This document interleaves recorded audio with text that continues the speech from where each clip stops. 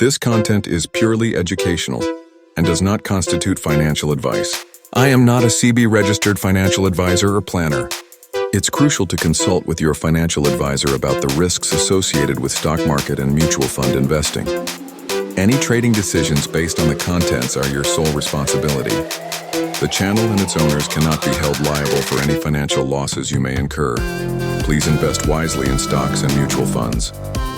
नमस्कार दोस्तों, कैसे हैं आप सब। होपफुली आपने मेरा पिछला वीडियो देखा होगा और आपको आइडिया आ गया होगा कि डाउनसाइड प्रोटेक्शन किस तरह से देखा जाता है और आपके फंड्स आप उस तरह से मैनेज कर सकते हो। तो देखिए, इस वीडियो में हम देखेंगे कि mid cap funds with best downside protection कौन से है। तो almost 29 mid cap funds market में अभी है, उनमें से 20 फंड्स को मैंने यहाँ पे लिया हुआ है। तो बाकी फंड्स को मैंने उनके एएम कम थे, एआईओ जस्ट लॉन्च हुए, तो उनको मैंने पहले से ही डिस्कार्ड कर दिया है। तो अगर आपका फंड उस पर नहीं है तो कोई बात नहीं, आप आपके फंड के साथ कंटिन्यू रहिए। देखिए, आपको फंड से ज़्यादा एक्सपेक्टेशन नहीं रखनी है। 15%, 14-15% का रिटर्न्स का एक्सपेक्टेशन रखिए, तो आपका जो ये जर्नी है एकदम सही जाएगी। अगर आप हमेशा कुछ ज़्यादा एक्सपेक्ट करोगे तो आपको हमेशा तकलीफ रहेगी। ठीक है, तो देखिए, मैंने यहाँ पे वही क्राइटेरिया अपना स्कीम नेम्स और फिर अल्फा बीटा सॉर्टिनो, जो आपका डाउनसाइड प्रोटेक्शन के लिए जो क्राइटेरिया यूज किया जाता है वो ये है। और फिर क्रिसिल रेटिंग है, एईएम 1 वीक से लेके 10 साल तक का रिटर्न्स। कोई फंड्स का आप देख सकते हो कि रिटर्न 10 साल हुए नहीं पूरे, बट उनको भी इंक्लूड किया हुआ है, तो देखने के लिए कि कोई फंड मिस आउट ना हो जाए। तो देखिए, अगर हम अल्फा के हिसाब से जाए, क्योंकि हर एक फंड को एक अल्फा जनरेट करना काफ़ी ज़रूरी है। अगर अल्फा जनरेट नहीं कर पा रहा है तो हमें उस फंड पे थोड़ा ध्यान देना पड़ेगा कि इस फंड का हमको पोर्टफोलियो में रखना है कि नहीं रखना है। तो ऐसे में अगर आप देखेंगे, ये 5 फंड्स जो है, 6 funds, 1, 2, 3, PGIM mid cap, DSP mid cap, Aditya Birla sun life, UTI mid cap, Mirae asset mid cap, ICICI prudential mid cap, ये बिल्कुल भी अल्फा जनरेट नहीं कर पा रहे हैं। नेगेटिव अल्फा है काफ़ी। बाकी अगर आप देखेंगे, मैक्सिमम अल्फा उसी पीरियड में 9, 9.71, 8.94 ऐसा बाकी के फंड्स ने जनरेट किया हुआ है। तो आपके ये फंड्स क्यों नहीं जनरेट कर पा रहे, इसके बारे में जनरली सोचना पड़ेगा। कि अगर आपके पास ये फंड है, तो जब हम कंपेयर करते हैं तो इसको हमको देखना पड़ेगा। अगर आप देखेंगे कि इनमें 5 फंड में अगर सॉर्टिनो भी इनका काफ़ी कम है, 1, 2, 3 फंड्स का, मेरा एसेट का ठीक है, बट अगर आप देखेंगे पिछले 1 साल में मेरा एसेट का फंड रिटर्न्स बिल्कुल जीरो है। नेगेटिव तो नहीं है लेकिन जीरो है, बट नेगेटिव के हिसाब से ही है। और देखिए, यहाँ पे भी क्वांट का एक फंड है जिसने नेगेटिव रिटर्न्स दिया हुआ है। बाकी फंड्स के पॉजिटिव रिटर्न्स है, बट अगर आप देखेंगे जब रिटर्न्स दिए हुए, बट बाकी अगर आप देखेंगे उनके कंपैरिजन में 1 साल में कुछ फंड्स ने अच्छे रिटर्न्स दिए हुए 10% के ऊपर। ठीक है, तो इन फंड्स को हम अभी आउट कर रहे हैं अपने क्राइटेरिया से। तो अगर आपके पास ये फंड्स है और आपको 15% के करीब रिटर्न्स बना के दे रहे हैं, तो आप उनके साथ बने रहिए, कुछ समय तक देखिए क्या चल रहा है, उसी के बाद आप डिसीजन ले सकते हो। ठीक है दोस्तों, ओके दोस्तों, इसके बाद देखते हैं कौन से फंड्स ने 1 साल में रिटर्न्स निकाल के दिए। पिछले 1 साल काफी टफ रहा है, उसमें से पिछले 6 महीने काफी टफ रहे, स्पेशली इलेक्शंस के बाद और अक्टूबर नवंबर से। तो देखिए, पिछले 1 साल मतलब जैन से लेके जैन तक अगर आप देखेंगे, नेगेटिव रिटर्न्स दिए क्वांट मिड कैप। क्वांट का तो आप जानते हो कि फ्रंट रनिंग का केस सामने आने के बाद काफी सारे फंड्स पिटे हुए हैं, उसमें मिड कैप तो सबसे ज्यादा पिटा हुआ है। और मेरे पास भी एज ऑफ नाउ क्वांट का सिर्फ मल्टी एसेट कैप फंड है, और जो क्वांट का एक्टिव फंड था मैंने उसको दिसंबर में क्लियर कर दिया था, क्योंकि जब रिटर्न्स नहीं दे पाएगा तो फंड्स को क्लियर करना चाहिए। देखिए, नेगेटिव रिटर्न्स, और बाकी अगर देखेंगे उसी कंपैरिजन में 18% भी रिटर्न्स कोई फंड ने बना के दिया है। 10% से लेके इनको मैंने ग्रीन किया हुआ है, बाकी भी पॉजिटिव रिटर्न्स है बाकी फंड्स के। तो इस फंड को देखिए, अगर आपके पास है ये फंड, देखिए 2018 के बाद जब क्वांट एएमसी ने एस्कॉर्ट को टेक ओवर किया, उसके बाद उनके परफॉर्मेंस अच्छा रहा है, बट पिछले कुछ फ्रंट रनिंग का केस सामने आने के बाद थोड़ी सी डिफिकल्टी आई है। अगर आपके फंड पास ये फंड 5-6 साल से है तो आप इसके साथ कंटिन्यू कीजिए, ये रिस्की फंड है। और नए इन्वेस्टर्स को मैं सजेस्ट करूंगा, अगर आपको रिस्क नहीं लेना, जो यंग एज में है, 21-22 साल के और इन्वेस्टमेंट शुरू कर रहे हैं, उनके लिए ठीक है, उनके पास 20-25 साल का टाइम है, तब तक फंड काफी अच्छा ही करेगा, ऐसा मुझे लगता है। बट जो अभी 30 साल या उसके बाद के इन्वेस्टर्स है, उनके लिए मैं उनके पास ऑप्शंस अवेलेबल है, जो रिस्क ज्यादा लेना नहीं चाहते हैं, तो ये फंड उनके लिए नहीं है। तो एज ऑफ नाउ के लिए मैं फंड को आउट कर रहा हूँ, बिकॉज इतना बाकी अगर आपको पॉजिटिव रिटर्न्स निकाल के दे रहे हैं तो आपका फंड एटलीस्ट यहाँ पे पॉजिटिव होना चाहिए था, इवन नॉट 10% नहीं तो एटलीस्ट पॉजिटिव में होना चाहिए था। ये मेरा एक कंसर्न है।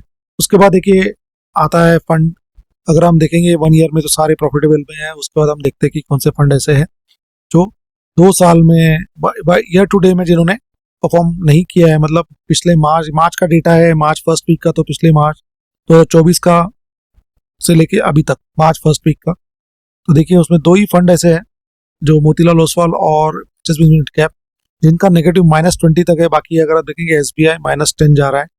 बाकी इन्होंने ऑलमोस्ट उसके डबल रिटर्न्स नीचे चले गए, -10 कहाँ पे है और -20 कहाँ पे, और फिर काफ़ी डिफरेंस भी है। देखिए 16% ही लास्ट है, उसके बाद सीधा -20 -21।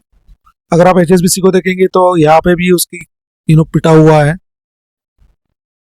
बाकी के कंपैरिजन में, और टाटा ही है।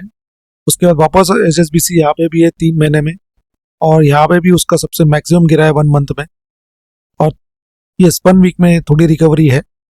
बट ये जो पीरियड है इसमें काफ़ी गिरा, कि 1 वीक में तो मार्केट ऊपर ही आया था लास्ट पिछले 1 वीक में 1-2 दिन। तो देखिए यहाँ पे बीटा भी हाई है, क्रिस्टल रेटिंग 4 दे के रखा हुआ है, बट ये बिल्कुल भी इसके साथ जो मैच नहीं हो रहा है। सॉर्टिनो यस मैच हो रहा है, बट मेरे हिसाब से ये फंड नए जिनके पास है आप रखिए, रिटर्न देखिए 15% के करीब है 10 साल में, देखिए ऑलमोस्ट उतना ही रिटर्न सबका ही आता है। बट नए इन्वेस्टर्स को, क्योंकि सडनली आप ऐसे फेज में आ जाओगे, आपका कॉन्फिडेंस चला जाता है कि बाकी फंड्स देखिए, समझ में आ रहा है ना। तो ये फंड भी ये ठीक नहीं लग रहा है मुझे ये fund, because of this only reason. और अल्फा भी जनरेट नहीं कर पा रहा है। अगर देखेंगे अल्फा 1.22 का है, AUM भी ऑलमोस्ट बिल्कुल भी ऐसा नहीं है कि काफ़ी बढ़ गया है AUM, जबकि आप मोतीलाल ओसवाल का देखिए डबल, ऑलमोस्ट 1.5 टाइम्स ज़्यादा AUM है। तब समझ सकता हो कि यहाँ पे उसका गिरा हुआ है, यहाँ पे जो रिटर्न्स पे इम्पैक्ट आया हुआ है, यहाँ पे भी इम्पैक्ट आएगा, और यहाँ पे उसने रिकवरी दिखाई है 6 महीने में। और सॉर्टिनो भी बढ़िया है, बट अल्फा भी जनरेट कर पा रहा है, बहुत बढ़िया अल्फा जनरेट कर पा रहा है, इसलिए HSBC is not that important now, मतलब इसके लिए नहीं है। जो नए इन्वेस्टर्स है उनके लिए बहुत अच्छे फंड्स अभी नीचे आप देख सकते हो, 12 फंड बच गए हैं, उसमें से आप किसी भी एक ही या 2 फंड को सिलेक्ट करना है, उस फंड को आपको हमको आउट करते हैं। ओके दोस्तों, फिर हम वापस अल्फा वाला क्राइटेरिया पे आते हैं, और यहाँ पे देखिए टाटा मिड कैप और SBI मैग्नम दोनों भी फंड्स, SBI का तो काफी नामचीन AMC है, पुराना फंड है, आप देख सकते हो 21,000 का AUM भी है, रिटर्न्स भी आप देख सकते हो बढ़िया है। बट एज ऑफ नाउ देखिए रिस्क नहीं ले रहा है एज इनके कंपैरिजन में। सॉर्टिनो बट बढ़िया है, क्रिस्टल रेटिंग 2 दी हुई है, और यहाँ पे भी रिटर्न्स 1 साल में बना के दिया है, ऐसा नहीं है कि रिटर्न्स बिल्कुल भी नहीं बनाया। 3 मंथ्स वगैरह में भी ऑलमोस्ट लेवल पे ही है, 1 मंथ में भी -6, ठीक है। बट यहाँ पे एक कंसर्न है कि यहाँ पे अल्फा जनरेट नहीं कर पा रहा है जितना होना चाहिए ना, हो सकता है कि AUM बढ़ गया है इसके लिए। बट अगर आप देखेंगे AUM तो इनका भी बढ़ा हुआ है, 49,000 1.71 का, ये देखिए 33,000 2.76, 73,000 4.86। जब ये अल्फा जनरेट कर पा रहे हैं तो ये दो जो फंड्स है अल्फा जनरेट नहीं कर पा रहे, इसका तो AUM भी कम है फिर भी अल्फा जनरेट नहीं हो रहा है, तो इन दोनों फंड्स को भी मैं आउट कर रहा हूँ। तो ये 2 SBI अगर आपके पास है आप रखिए, कोई इशू नहीं है, क्योंकि बहुत लोगों के पास SBI मैग्निम हो सकता है, पुराने फंड्स है जो रेगुलर वाले हैं उनके पास हो सकता है, क्योंकि बैंक्स SBI में आपका अकाउंट है तो जो ये उनको ये SBI वाले चिपकाते रहते हैं फंड्स अपने। तो बट आई एम सेइंग कि फंड लंबे समय का फंड है, काफी टाइम से AMC चल रही है, बट एज ऑफ नाउ सिर्फ अल्फा जनरेट नहीं हो पा रहा है, तो ये सिचुएशन कैसी रहेगी आगे ये भी हमको देखना पड़ेगा। तो इसके लिए इस फंड को मैं आउट कर रहा हूँ, ये 2 फंड्स को, ठीक है दोस्तों। तो अभी हमारे पास 10 फंड बचे हैं इसके बाद। ओके दोस्तों, अभी ये 10 फंड में से आप कोई भी फंड ले सकते हो, कोई इशू नहीं है, बट अभी इसमें भी हम सॉर्ट आउट करते हैं कि कौन से फंड किसको लेने हैं। देखिए ये जो फंड्स है जिनके AUM काफी बढ़ चुके हैं, जैसे HDFC, Kotak, Nippon, even axis भी और मोतीलाल ओसवाल तो ठीक है, अभी पिछले 2-3 साल में ही परफॉर्म करना शुरू किया है, तो क्योंकि उसका ये देखिए यहाँ पे ना काफी मुझे कंसर्न वाला बात मुझे लग रहा है, यहाँ पे -20 18% आपका एक साल का वो रिटर्न था, सडनली आप -20 पे आ रहे हो। यहाँ पे भी आपने थोड़ा संभाला 6 मंथ्स में, 3 मंथ्स में भी आप जबरदस्त गिर रहे हो, और यहाँ पे भी आप गिर रहे हो, यहाँ पे भी आप 21% रिटर्न बना के दे रहे हो। 24,000 आपका है, 5 स्टार रेटेड फंड है। सॉर्टिनो आपका प्रोटेक्शन यहाँ पे दिखा रहा है कि बढ़िया है, बट और अल्फा भी आप जनरेट कर रहे हो। तो ये फंड जिनके पास है, आप आपका फंड एवरी 6 मंथ्स में रिव्यू कीजिए, देखिए क्या स्टेटस है, और एक फंड कोई साथ में रखिए, तो it's easier, same amount of SIP जा रही है दोनों में, तो मालूम पड़ जाता है देखने के लिए कौन सा फंड बढ़िया परफॉर्म करे ओवर द ईयर, और उसके बाद किसी एक फंड को ही रख के आपको चलना है, वो दूसरे फंड को आप आराम से उसका पैसा उसके अंदर ट्रांसफर कर सकते हो। तो ऐसे करके ही आप और आपके गोल बेस्ड होनी चाहिए, वो तो मैंने काफी वीडियोस में बोला है। तो इस फंड को आपको देखते रहना है, क्योंकि ये फंड ने रिसेंटली 2-3 साल पहले ही रिटर्न देना शुरू किया है, तो आप उसको देखिए, ठीक है। तो ये जो फंड्स की बात कर रहा हूँ जिनका AUM काफी बड़ा है, ठीक है, 30,000 के ऊपर है, तो जिन इन्वेस्टर्स को लग रहा है कि हमको कम रिस्क चाहिए और बॉन्ड की तरह रिस्क नहीं चाहिए, बट ठीक है एक फंड हमारे पास मिड कैप का होना चाहिए, और तो उनके लिए ये है जो जस्ट इन्वेस्टमेंट शुरू कर रहे हैं, उम्र उनकी 30 के आसपास हो चुकी है, ऑलरेडी 10 साल इन्वेस्टमेंट उन्होंने मिस कर दिया, 30-35 में इन्वेस्टमेंट शुरू कर रहे हैं, तो उनके लिए ये फंड्स है, क्योंकि ये फंड्स कभी फेल होंगे ही नहीं, बढ़िया फंड है। इसमें अगर आप निप्पॉन को देखेंगे तो बीटा थोड़ा हाई है, बट बाकी अगर दोनों को देखेंगे, HDFC का 75, ऑलमोस्ट 73,000 74,000 के करीब AUM है, फिर भी आपको रिटर्न्स बना के दे रहा है। तो तीनों फंड्स के आप रिटर्न देखेंगे 16%। इवन मोतीलाल ओसवाल का भी फंड्स का रिटर्न ऑलमोस्ट उतना ही आ रहा है, इवन एडलवेस का देखिए, लेकिन इनके AUM अभी काफी कम है, तो ये नए इन्वेस्टर्स के लिए तो ये फंड्स है जो आपके जो इन्वेस्टर्स जो कम रिस्क चाहते हैं, जैसे मेरे पास कोटक इमर्जिंग है, एक्सिस मिड कैप है, ठीक है। यहाँ पे उन दोनों का सॉर्टिनो उतना डाउनसाइड प्रोटेक्शन इन बाकी के कंपैरिजन में उतना ठीक नहीं है, बट यस AUM भी देखिए काफी बढ़ चुका है, तो वो जैसे मैंने कहा कि ज्यादा AUM पे आपको इम्पैक्ट आता है, बट अगर वही देखेंगे ये दोनों फंड बढ़िया परफॉर्म कर रहे हैं, तो ये 5 फंड तो मैं कहूंगा कि आंख बंद करके आप ले सकते हो, जिसमें मोतीलाल ओसवाल पे आपको ध्यान देना है, ठीक है दोस्तों। तो ये आपके फंड्स है 4 जो टॉप के ऐसे इन्वेस्टर्स के लिए जो कम रिस्क चाहते हैं मिड कैप में, और क्योंकि देखिए मोतीलाल ओसवाल को भी रिस्क है, क्योंकि फंड देखिए कितना गिर रहा है, यहाँ पे रिटर्न्स देखिए बाकी के कंपैरिजन में, तो आपको वो भी आपको एक देखना इंपॉर्टेंट है, ठीक है दोस्तों। तो ये फंड्स में एज ऑफ नाउ इन फंड्स को मैं आउट कर रहा हूँ, क्योंकि बाकी जो फंड्स जो नए इन्वेस्टर्स हैं उनकी लंबी जाना है, क्योंकि यहाँ पे से अगर आप शुरुआत करोगे 20 साल में, तो बाय द टाइम आपका 40 हो जाएगा, तो ये फंड का तो एम काफी बढ़ जाएगा, ऑलमोस्ट डबल हो जाएगा, तब कितना रिटर्न्स बना पाएगा उतना एम के साथ, वो मैं अभी बता नहीं सकता हूँ, या कोई भी बता नहीं सकता है। तो वो इसके लिए मैं आपको ये सजेस्ट कर रहा हूँ कि ये फंड्स से नए इन्वेस्टर जिनकी उम्र 20, 22, 23, 10 इन्वेस्टमेंट शुरू कर रहे हैं, आप इससे दूर रहिए।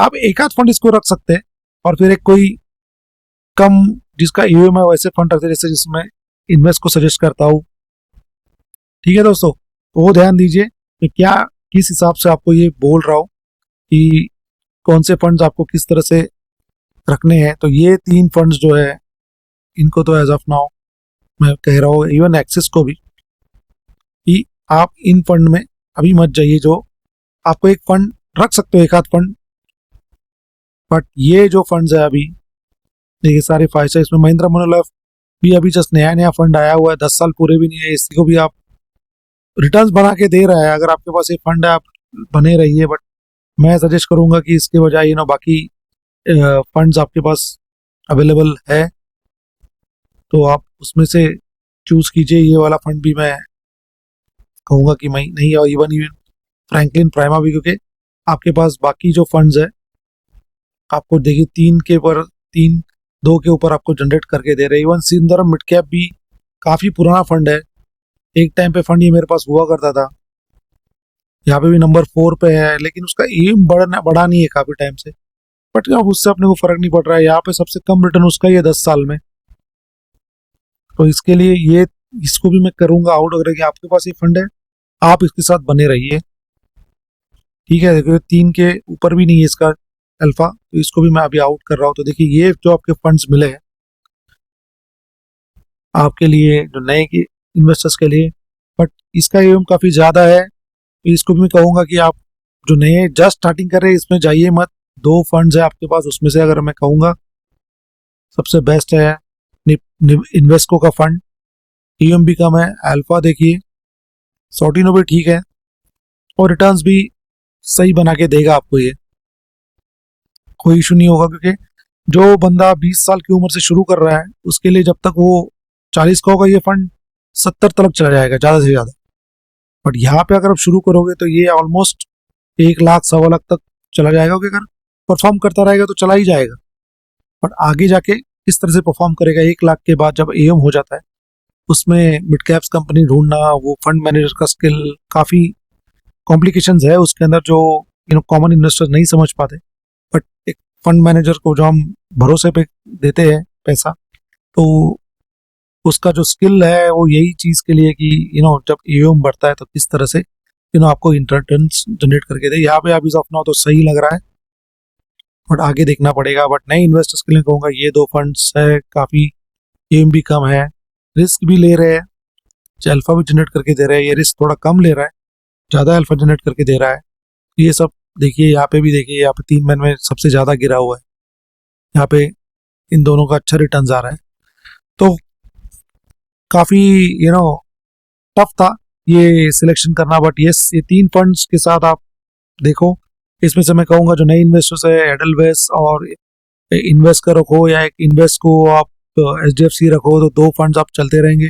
आपको समझ में आएगा कि नया फंड और मैक्सिमम जो फंड है, या एक्सिस का रखो या कोटक का रखो, ठीक है। तो दोनों भी सिमिलर के देखना कि दोनों का इन्वेस्टिंग स्टाइल क्या है, वो हिसाब से आपको आपका ये फंड सिलेक्शन करना है और आपकी जर्नी में काम में आएगा होपफुली ये वीडियो। तो अगर आपको वीडियो अच्छा लगे तो प्लीज़ लाइक से सब्सक्राइब, कमेंट कीजिए आपके पास कौन से मिड कैप्स है। मेरे पास एक्सिस का मिड कैप है और मेरे पास कोटक की इक्विटी है, जो मैंने ये इसी तरह से मैंने करके, मुझे पिछले जब कोविड का टाइम था तब मुझे पता चला कि ये 2 फंड्स बढ़िया है। मेरे पास उस टाइम L&T मिड कैप भी था, PGIM मिड कैप भी था, काफ़ी मिड कैप्स थे, और फिर ये 2 फंड्स का परफॉर्मेंस काफ़ी बढ़िया था, तो फिर बाकी सबको आउट करके सारा पैसा इन दोनों में घुमाया था। वो तो जैसे मैंने बताया कि किस तरह से किया है, तो ये आप गलती मत करना, सो दैट आपको जो मुझे काफ़ी थोड़ा लेट कंपाउंडिंग इफेक्ट मिलेगा, बट ये पोर्टफोलियो मेरा काफ़ी बढ़ चुका है और रिटर्न्स भी आ चुके हैं, बट और रिटर्न्स आ सकते थे। तो होपफुली आप ये गलती मत कीजिए और आपका पोर्टफोलियो बहुत बढ़िया वाला पोर्टफोलियो बनाइए, ये मैं चाहता हूँ। जय हिंद, जय भारत, जय श्री राम, हर हर महादेव।